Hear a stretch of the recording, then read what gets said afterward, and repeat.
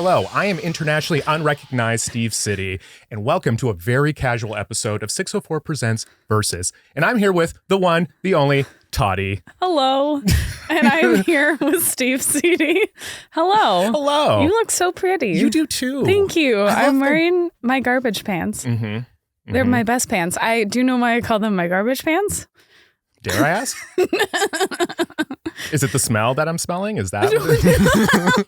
I showered yesterday. Hey, we both live in East Van. Exactly. That's fine. It's fine. Okay, no, but I found them on the side of the street. That's East Van for you. Yeah. I don't know. People probably obviously don't know us because they don't know us, but we've known each other for a very long time. For a very long time. You were the first gig that I did in... Your show was the first gig that I did in Vancouver. Was it actually? I thought you were performing at Yuck Yucks before then. That's how I found you. No. No, I think we'd messaged before I got to the city. That's crazy. So when did you move from, you moved to Vancouver from Montreal. When was that? No, I moved from Vancouver to Toronto to live with a boyfriend. And one weekend I went to a lesbian wedding. And the rest is history. Yeah. And I was like, oh, buddy, I am gay. And he said, I kid you not, he was like, this just keeps happening to me. I feel like that's a therapy session, buddy. you take that up with them. Yeah. But also you're like, but thank you for coming into my life. Yeah, exactly. Course correcting me. He's doing a service to the community. Yeah. I moved to Toronto. Yes. Hated Toronto. And then I ran out of money, so I moved to Vancouver. You ran out of money, so you moved to Vancouver. Nice. Yeah. I cat sit for my aunt for 3 months and thought I'd be gone, and then here we are. Had a little engagement in the mix. Did some stuff like win a TV show and stuff, and then we here. Yeah, can you tell me about that television show, just in case anyone doesn't know? It's called Call Me Mother on Out TV, Season 1. Winner. Sorry, spoiler. I almost didn't win, and you can watch that. When did you move here? I moved here in 2012 because I hated everything I was doing. And I realized it was all a lie. What were you doing? I was in University of Lethbridge, survivor. And I hear that's the gayest university. It's very weirdly, it's a super liberal place, like smack dab in the most conservative place. So it doesn't really make sense, but there's a lot of weird stuff that happens there. But yeah, so I left there. I didn't even finish my final exams. I literally just gave up halfway because I was like, I'm going to pass. And then I just got in the car, literally drove to Vancouver. What did you study? I have a degree in management, majoring in marketing. But I was expecting history. That would have been nice because I probably could have learned from other people's mistakes and not have made such. No, I feel like you did mistakes. a great degree. Well, yeah, but I didn't end up using it because I did one class at the very end called Exploring Creativity 101. And life was changed. Once I did my clown, you had to really discover your own personal clown. Once you did clown training? You had to. That was all part of it. I also did clown training. Changed my entire life. Yeah. Just, again, they just strip you down. What technique did you learn? Ours was like the no talking. Like you couldn't say words. You could only emote and express. Did you do Jacques Lecoq? Is that a drag queen? No, it's like a clowning theory or a clowning, like it's a person. Theory?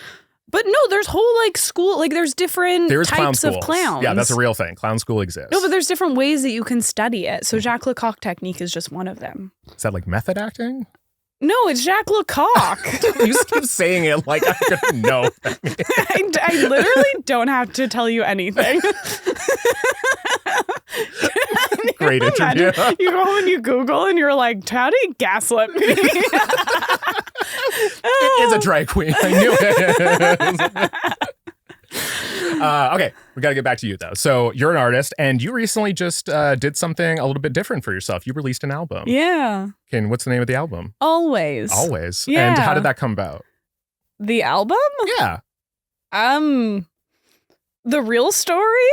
Sure. Wait. The abridged version because we're on a time limit for commercials. Wait, like how did I sign the deal or how did I record it? Yeah, just how did you record it? Wrote some songs and then put them in the studio.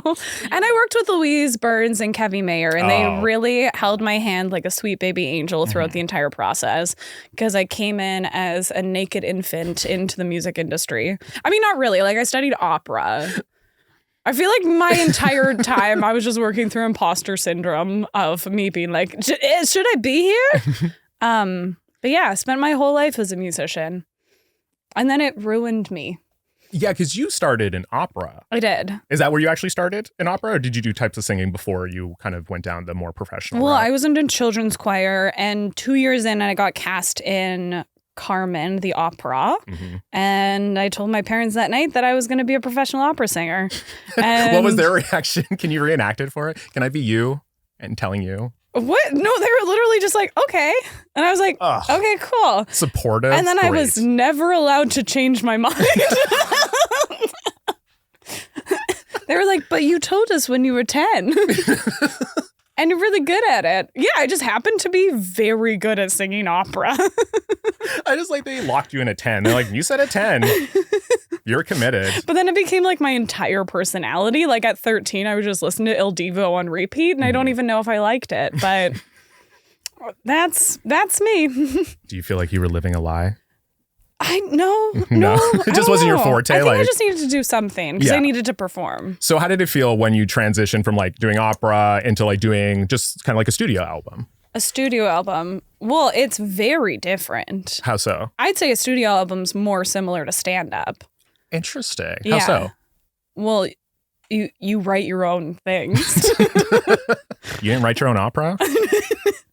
No. Although I hear something could be. Look, I don't know. I can't say anything, but there could be something on the way. I don't know. Opera de la rock. Je ne sais pas. Oui, oui. That's all.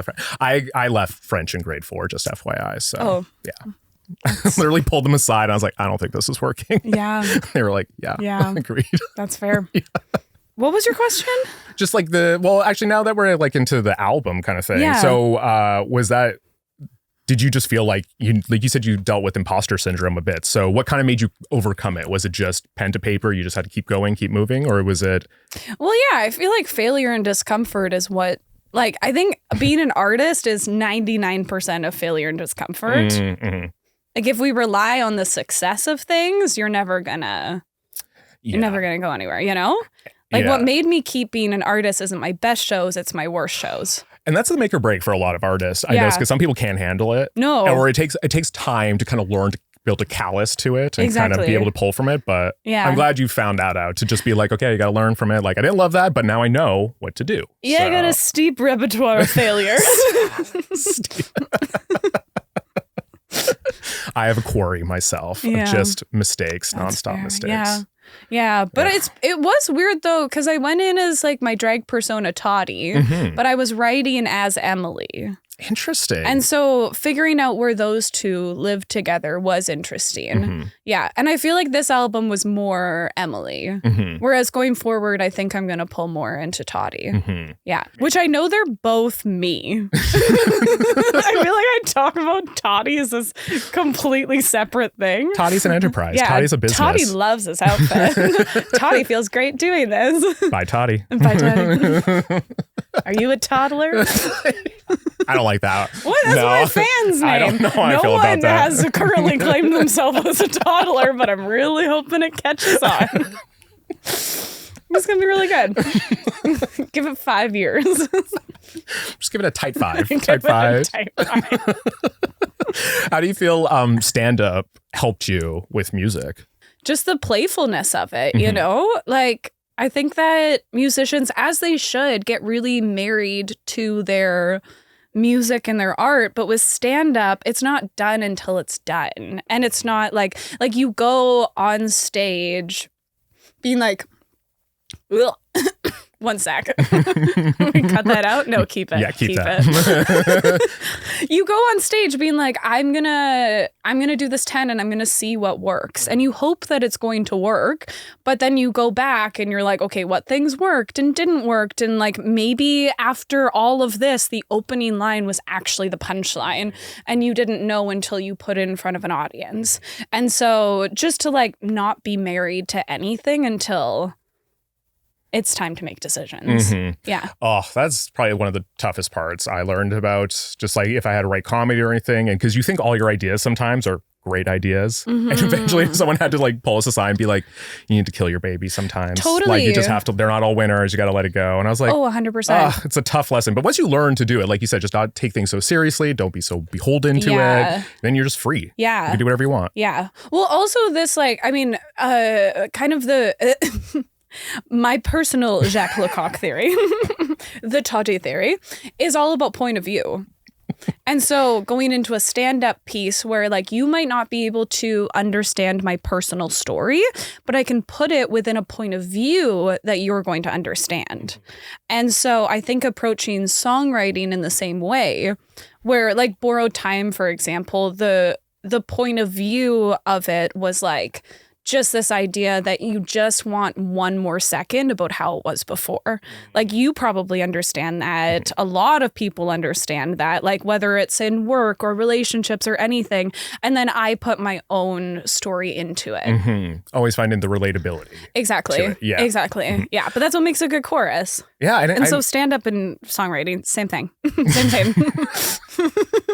Is that okay? Did you notice that stand-ups really emulate musicians and vice versa? I've noticed that. Because working at a record label here, I've noticed a lot of musicians almost kind of want to be comedians, and a lot of comedians almost wish they could be musicians because they're two different types of coolness and confidence. Yeah, 100%. Yeah. But you kind of merge the two in your act sometimes, so you kind of get the best of both worlds. Yeah, it's really nice. Yeah, I think I spent all my 20s just learning everything I possibly could, and it was exhausting. And in my 30s, I made a pact to myself. My 30s, I turned 30 like 2 weeks ago. I'm like, now I'm in my face, almost my bedtime. Oh wait, I literally have a watch on. Now I'm in my 30s. I made a pact to myself that I'm not going to learn anything new. Healthy. I like that. No, I'm for real though. I think as artists specifically, we constantly are like, I can't do it because I need to keep learning. And it gets to a point where it's like, no, just do the thing. Mm-hmm. Just do the thing. You've learned what you need to do the thing. Mm-hmm. And I'm going to learn stuff throughout it. Just but between I'm you no and longer me. paying an improv school to teach me how to do make pretend. Actually, that's interesting. Do you feel improv has helped you? Because I feel like in improv, you have to learn to just throw things out there and just try. Like you can't be precious with any ideas almost. Exactly. Improv and clown is the thing that like saved me creatively coming out of opera school.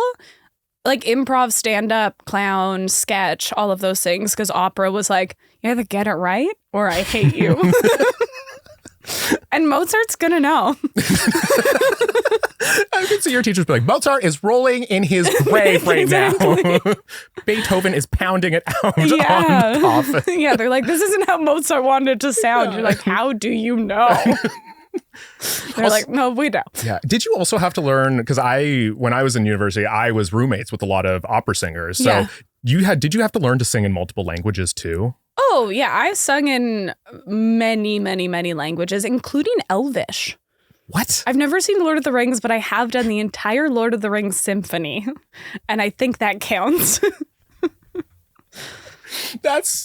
I'm pretty impressed that you didn't watch any of it and you just went for it. But I guess in opera, you've already been like Elvish, Italian. It's just like same German. Exactly. Yeah. Oh, yeah. Oh, but I love singing in other languages. I honestly really hate singing in English. Why? Like, what do you enjoy about singing in other languages? Like, I mean, German. Come on.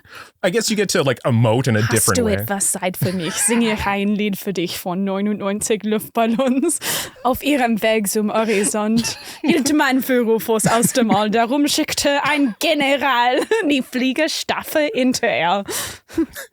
I mixed up verses. Please don't hate me, internet. Do you even know? 99 Luftballons. It's like either.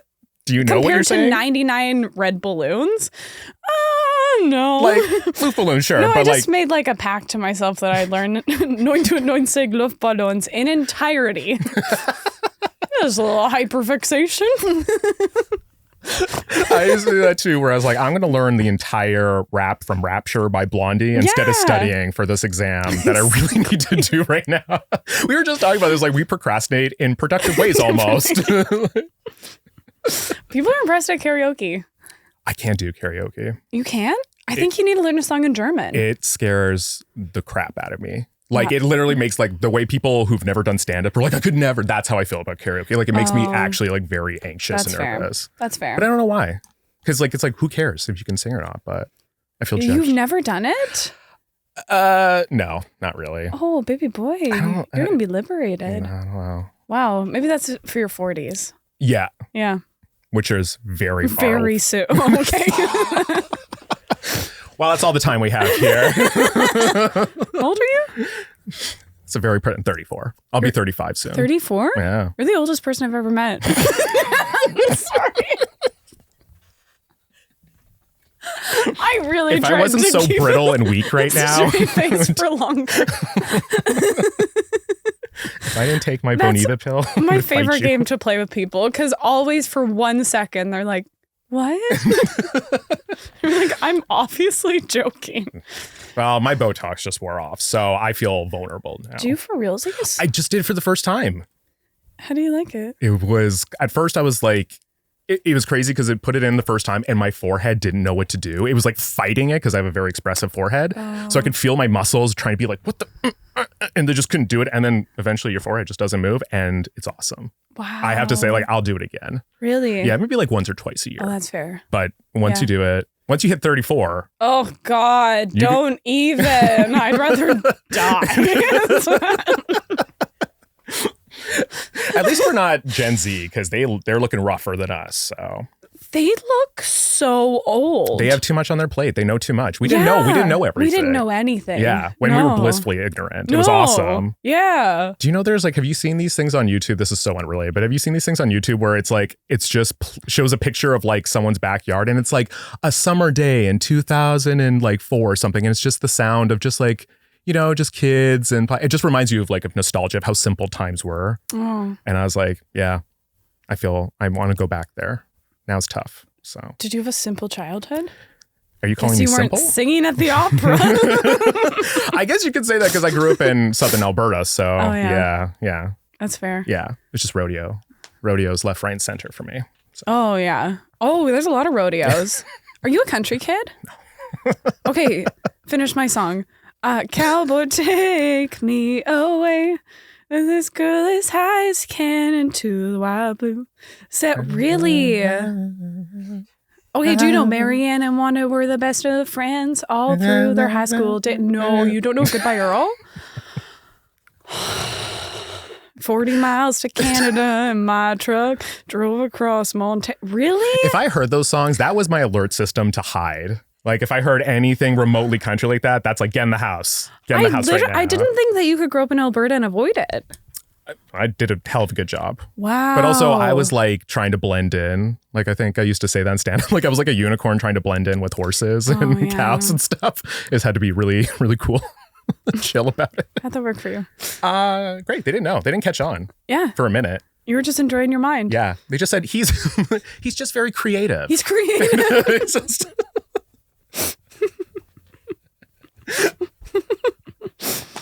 I love that. Yeah, that's code. That's code for gay, by the way. Creative? Yes, we are. Thank you so much.